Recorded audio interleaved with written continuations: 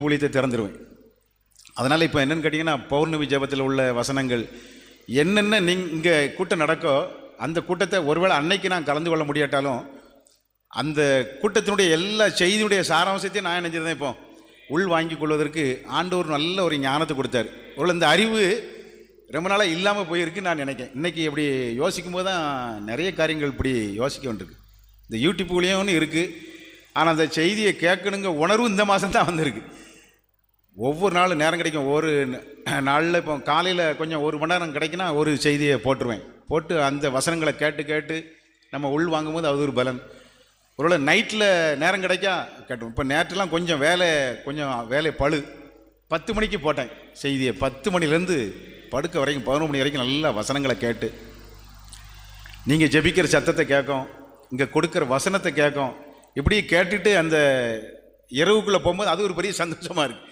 காலையில் எழுந்திருக்கும் போது வசனம், அப்போ நமக்கு ஒரு பெரிய ஆசீர்வாதம். இப்படி சொல்லிக்கிட்டு போயிட்டே இருக்கலாம். அதாவது இந்த கூடுகையில் இந்த யூடியூப் ஊழியம் மூலமாக, புத்தகம் மூலமாக, புத்தகம்லாம் நம்ம பக்கத்தில் என் வேத புத்தகத்து பக்கத்தில் எதையுமே வைக்க மாட்டேன். ஆனால் இப்போ அதில் உள்ள அந்த வசனங்களை ஜப குறிப்புகள்லாம் பார்க்கும்போது என்னுடைய அந்த டேபிளில் அந்த புத்தகம் இருக்கும். அந்த மாதம் முடிஞ்சவுடனே அந்த பழைய புத்தகத்தை எடுத்துகிட்டு என் மனைவியே புது புத்தகத்தை வச்சுருவாங்க. இங்கே புதன்கிழமை ஜபத்துக்கு வருவோம், வந்தவுடனே அண்ணன் கொடுப்பாங்க, இல்லைன்னா அந்த பத்திரிக்கை எனக்கு வரும். வந்தவுடனே அந்த பத்திரிக்கை என்னுடைய மேஜையில் இருக்கும். இப்படி நிறைய வசனங்கள் மூலமாக இந்த ஊழியங்கள் எனக்கு மட்டுமில்லை என் குடும்பத்துக்கும் ஒரு பெரிய ஆசீர்வாதமாக இருக்குது. நல்ல சந்தோஷமாக இருக்கும், குடும்பத்தில் நல்ல ஆசீர்வாதமாக இருக்கும். நான் அந்த இடத்துலையும் தைரியமாக சொல்லுவேன்.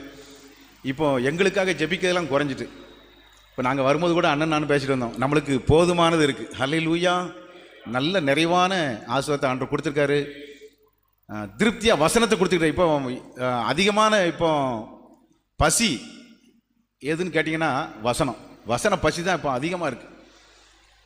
இப்போ இன்றைக்கெல்லாம் இங்கே வாரோன்னா என்னென்னா வசனம் கிடைக்கும். இங்கே வந்தோடனே அதே மாதிரி பார்த்திங்கன்னா வசனம் ஒரு 3 ஜெப குறிப்பும் அப்படி அனல் நமக்கு, அதுதான் ஒரு பலன். அப்போ நான் நினச்சிட்டு அப்போ இந்த வாரம் முழுவதும் இந்த வசனத்தை வச்சு ஜெபத்தை வச்சு நினச்சிடலாம், திரும்ப நம்ம ஜெபம் பண்ணும்போது அதை வச்சு நம்ம ஓடிடலாம். இப்படி ஒவ்வொரு ஊழியங்களும் இந்த எழுப்புதல் ஊழியம் எனக்கு மட்டுமில்லை என் குடும்பத்திற்கும் இன்னும் எல்லா காரியங்களுக்கும் நல்ல ஆலோசனை கொடுத்து சரியான பாதையில் நடத்துவதற்கு அது எனக்கு உதவி செய்து, வசனத்தை நான் கொஞ்சம் நல்லா விரும்பி வாசிப்பேன். ஆனால் அந்த எழுப்புதல் ஜெப ஐக்கியத்தில் ஊழியத்தில் வந்த பண்பு இன்னும் அதிகமாக ஜெபத்தை ஒரு வாஞ்சை ஆண்டவர் கொடுக்காரு. இங்கெல்லாம் பார்க்கும்போது பார்த்தா ஒவ்வொருத்தரும் வசனத்தை வச்சு ஜெபிக்கும் போது